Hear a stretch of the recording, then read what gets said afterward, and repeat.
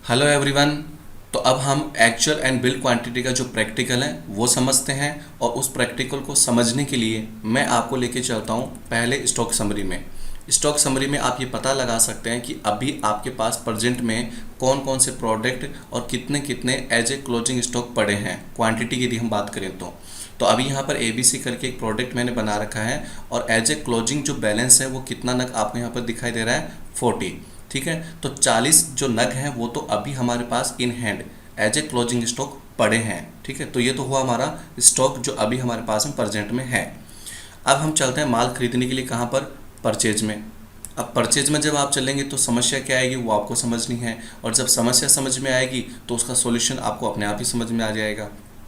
देखिए मैंने आपको यहाँ पर देखिए थ्योरेटिकल क्लास मैंने आपको बताया था कि क्वांटिटी का यहाँ पर एक ही कॉलम है, और एक ही कॉलम होने की स्थिति में समस्या क्या आने वाली पहले वो समझनी पड़ेगी आपको, और वो समझ में आ गई तो आपको प्रैक्टिकल भी समझ में आ ही जाएगा। तो आपको क्या करना है, सप्लायर इनवॉइस नंबर में कोई भी जो सप्लायर का इनवॉइस नंबर है, बिल नंबर, वो आपको टाइप करना होगा।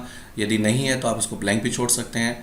पार्टी अकाउंट नेम पर आने के बाद आपको ये बताना होता है कि आपने ये माल जो है वो किस पार्टी से ख़रीदा है। लेकिन यहाँ पर 3 बातें आपको ध्यान में रखनी है कि यदि आपने गुड्स परचेज किया है कैश पेमेंट करके, यानी आपने नगद रुपए चुका दिए पार्टी को, तो यहाँ पर आपको कैश को सिलेक्ट करना है। यदि आपने बैंक के थ्रू पेमेंट किया है, चेक दिया है, या आपने ऑनलाइन पेमेंट किया है, फ़ोन पे किया है, गूगल पे किया है, ठीक है, किसी भी डिजिटल प्लेटफॉर्म से, तो आपको यहाँ पर बैंक अकाउंट सेलेक्ट करना होगा, जो भी आपका बैंक अकाउंट है। और यदि आपने माल उधार में खरीदा है तो फिर इस स्थिति में आपको यहाँ पर पार्टी का जो लेजर है वो काम में लेना होगा, राइट। हम यहाँ पर एक काम करते हैं, एक बार माल कैश में खरीदने वाले हैं, तो मैंने यहाँ पर कैश को सिलेक्ट किया, एंटर बटन प्रेस कर दिया। जो भी यहाँ पर बेसिक डिटेल्स है वो आप फिल कर ही देंगे। परचेज लेजर में हमने यहाँ पर परचेज अकाउंट को यूज कर लिया। उसके बाद नेम ऑफ आइटम आपने क्या खरीदा वहाँ पर हमने ABC बता दिया, और फिर ध्यान रखिएगा कि ABC के अभी हमारे पास में 40 जो नग हैं वो पड़े हैं, ठीक है, क्लोजिंग स्टॉक के रूप में। और उसके बाद आपको बताना है क्वांटिटी। तो क्वांटिटी वाले कॉलम पे आपको एक प्रॉब्लम जो है उसका सामना आपको करना पड़ेगा। एक प्रॉब्लम आपको आएगी। प्रॉब्लम क्या आएगी कि अब हम यहाँ पर उस एग्जाम्पल के अकॉर्डिंग 22 लिखें या 20 लिखें, क्योंकि जो बिल बनकर आया वो 20 का है, जो अमाउंट आपने पे किया वो 20 के अकॉर्डिंग है, लेकिन एक्चुअल जो क्वांटिटी हमारे पास आई है फ्री मिलाकर वो तो 22 है। अब यदि हम यहाँ पर 20 लिख लेते हैं एक बार के लिए, और 1000 रेट यहाँ पर हम दे देते हैं, तो बिल तो आपका 20,000 रुपये का बन गया। बहुत अच्छी बात है, आप इसको एक्सेप्ट भी कर सकते हैं। ये लो मैंने भी इसको एक्सेप्ट कर दिया आपको प्रैक्टिकल क्लियर करने के लिए। लेकिन अब समस्या क्या सामने आएगी वो देखिए। आपको चलना है स्टॉक समरी में। स्टॉक समरी में आके जब आप अपने स्टॉक को देखेंगे तो ABC का जो क्लोजिंग स्टॉक है, क्लोजिंग बैलेंस है, वो कितना बताएगा, 60 बताएगा। लेकिन आप खुद सोच के देखिए कि आप दुकान में क्वांटिटी कितनी लेकर आए, 22, तो 40 पहले से है, 22 आप लेकर आ गए, तो 62 होना चाहिए था यहाँ पर, क्योंकि आप लेकर तो टोटल 22 ही आए ना, और लाके तो आप उसको दुकान में रखेंगे। अब ये बात अलग है कि 2 नग आप फ्री जो घर पे रख दो, लेकिन यदि हकीकत में और प्रैक्टिकल बात की जाए तो आप दुकान में तो 22 ही लेके आएंगे ना। जो फ्री प्रोडक्ट है वो भी आप बेचेंगे, तो फ्री प्रोडक्ट को मिलाकर तो 22 आया था। और 22 यदि हम लेकर आते हैं यहाँ पर 40 में प्लस करते हैं तो 40 + 22 तो 62 होना चाहिए था, लेकिन यहाँ पर कितना हो गया, 60 हो गया। अब इस गलती को सुधारने के लिए अभी अभी आपने जो एंट्री करी, मैं आपको लेके चलता हूँ डे बुक में। डे बुक में आना है आपको उसी एंट्री के ऊपर जो एंट्री आपने अभी अभी करी है जस्ट। तो मैंने ये एंट्री अभी आपको करके दिखाई थी, और हम अपनी गलती को सुधारने के लिए जो एंट्री हमने कर रखी थी उसी एंट्री के अंदर यहाँ पर 20 की जगह, ठीक है, हम 22 कर देते हैं। अब 22 करेंगे, और बिल में जो रेट लग कर आई है वो कितनी है, 1000 है। अब आप खुद बताओ, अब यहाँ पर 22 हो गया। तो यदि हम 22 लिखते हैं और 1000 रेट, तो आपको 1000 रखनी पड़ेगी, क्योंकि बिल में जो रेट लगी हुई है वो तो 1000 है। तो अब आपका जो अमाउंट है ना वो कितना हो गया, 22,000, जबकि आपने अमाउंट कितना पे किया है, मात्र 20,000 रुपये, और यहाँ पर कितना आ रहा है, 22,000। तो आपका जो कैश अकाउंट है ना और परचेज अकाउंट, उस पर सीधा सीधा जो इफेक्ट है वो कितने का पड़ेगा, 22 का। देखिए कैसे हम इस एंट्री को भी एक बार के लिए एक्सेप्ट कर लेते हैं, राइट। मैंने इस एंट्री को भी एक्सेप्ट कर दिया।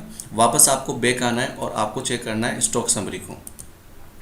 अब जैसे स्टॉक समरी आप चेक करेंगे तो यहाँ तो आपका कैलकुलेशन मैथमेटिक्स ठीक हो गया, ठीक है, 62 होना चाहिए था और 62 हो चुका है। लेकिन अब एक समस्या क्या आ रही वो देखिए।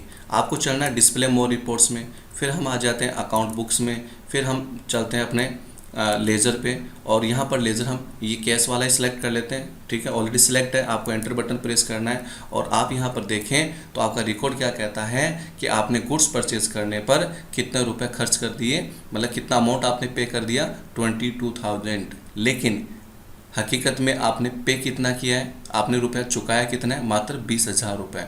तो यहाँ पर तो फिर 20 ही होना चाहिए था। और इस 22 को 20 करने के लिए फिर हम अपनी गलती को सुधारते हैं। 22 को 22 को मुझे 20,000 करना है, तो मैंने गलती को कैसे सुधार लिया, जहाँ 22 लिखा था वहाँ पर 20 लिख दिया तो हो गया 20,000।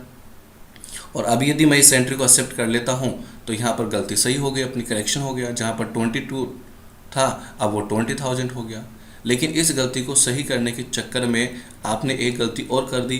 अब आप दोबारा स्टॉक समरी चेक करें तो आपका स्टॉक जहां 62 होना चाहिए था अब कितना है, 60 है। तो आई होप आपको प्रॉब्लम जो है वो समझ में आ गई होगी। अब इस प्रॉब्लम का सॉल्यूशन है ना, बड़ा सिंपल सा है। तो हम डे बुक में चलते हैं सबसे पहले, और अभी अभी जो हमने एंट्री करी थी ये वाली, मैं इस एंट्री को जो है डिलीट करने वाला हूँ ताकि आपको प्रैक्टिकल जो है वो ईजी वे में अच्छे से कवर हो जाए। तो अब आपको चलना है वापस वाउचर्स में। वाउचर्स में आप क्या करेंगे, क्वांटिटी का आपका एक ही कॉलम आ रहा है ना, तो इसको क्या करना है, 2 कॉलम में कन्वर्ट करना है। आपको बिल्ड क्वांटिटी और एक्चुअल क्वांटिटी का कॉलम अलग अलग चाहिए, सेपरेट आपको करना है। तो इसके लिए आपको क्या करना होगा, F11 में आपको चलना होगा। जैसे F11 बटन आप यहाँ पर प्रेस कर देते हैं और आपको यहाँ पर डाउन में आना है लेफ्ट साइड में, और ये रहा आपका use separate actual and build quantity columns in invoices. इसको आपको यस कर लेना है, इसको आप Ctrl+A करके एक्सेप्ट कर लेंगे। तो अब आपकी प्रॉब्लम का जो है सॉल्यूशन हो चुका है। अब क्वांटिटी के 2 कॉलम आपके सामने, एक्चुअल क्वांटिटी और बिल्ड क्वांटिटी। तो फटाफट बढ़ते हैं आगे की तरफ। कोई भी इनवॉइस नंबर आपको यहाँ लिख लेना है। माल हम गुड्स जो है वो कैश में परचेज कर लेते हैं, यहाँ पर परचेज का लेजर हम ले ही लेते हैं। ABC प्रोडक्ट आप बता ही देंगे।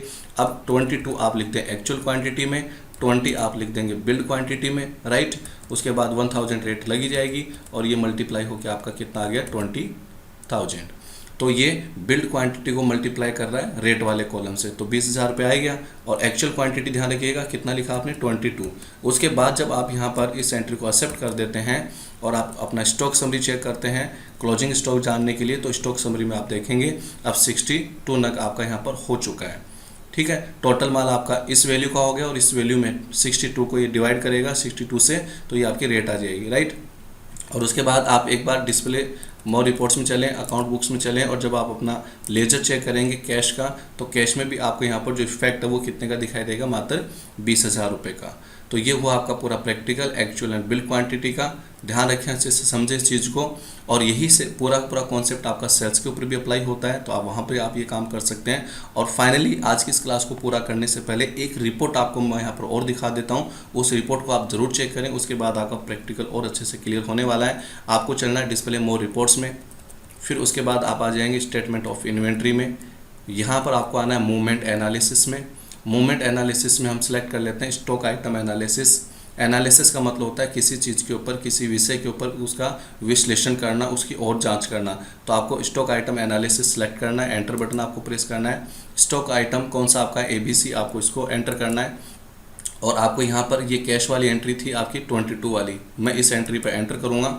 तो इस रिपोर्ट को आपको ज़रूर चेक करना है, क्योंकि ये रिपोर्ट आपको क्या बताती है, ध्यान से देखिएगा कि आपने गुड्स परचेज किया था कैश में, एक्चुअल जो क्वांटिटी है वो आपने कितनी ली थी, 22, जबकि बिल्ड क्वांटिटी आपने लिखी थी 20। और जो बेसिक रेट थी उस प्रोडक्ट की, जो रेट बिल के अंदर लगी हुई थी वो कितनी थी, 1000। तो 1000 को ये मल्टीप्लाई करेगा 20 से, और आपकी जो बेसिक वैल्यू वो कितनी होगी, 20,000 रुपये। लेकिन समझने वाली बात ये भी तो है कि 20,000 रुपये पे करके, 20,000 अमाउंट पे करके आपने क्वांटिटी परचेज कितनी करी है, 22। 2 नग फ्री भी तो आए हैं, तो 20 आया तो हमारे पास 22 है। तो 20,000 रुपये देने के बाद हमें कितने नग मिले हैं, 22 नग मिले हैं फ्री मिलाकर। तो यहाँ पर आपको समझना है कि जो इफ़ेक्टिव रेट है इस प्रोडक्ट की, एक नग की जो रेट है वो अब 1,000 रुपये न होकर कितनी हो गई, 909 रुपये और 9 पैसा। वैसे आपने अमाउंट कितना पे किया, 20,000 रुपये, लेकिन 20,000 रुपये आप किसके लिए पे कर रहे हैं, 22 नग के लिए, क्योंकि एक्चुअल जो क्वांटिटी वो तो 22 ही आ रही है हमारे पास में। तो आप खुद कैलकुलेशन करके देखिएगा, 20,000 में आपको भाग देना है कितना है, मतलब डिवाइड करना है किससे, 22 से। तो जब आप 20,000 रुपये को डिवाइड करेंगे 22 से, तो आपकी जो इफेक्टिव रेट है वो कितनी आएगी, 909 रुपये और 9 पैसे, जबकि इसकी जो बेसिक वैल्यू है वो 20,000 रुपये है। तो इस पूरी कैलकुलेशन को आपको समझना होगा। ये मूवमेंट एनालिसिस था, यहाँ तक आप आए कैसे हैं वो आपको समझना है। नहीं समझ में आया, नई स्टेप समझ में आ रही, तो आप थोड़ा सा वीडियो को वापस बैक करके ये पूरा कॉन्सेप्ट अपने नोट्स में नोट कर सकते हैं, और ये रिपोर्ट आप ज़रूर देखिएगा। अब इस टॉपिक को लेकर आपको आगे क्या क्या प्रैक्टिकल करना है वो आपको नेक्स्ट पार्ट में पता चल ही जाएगा।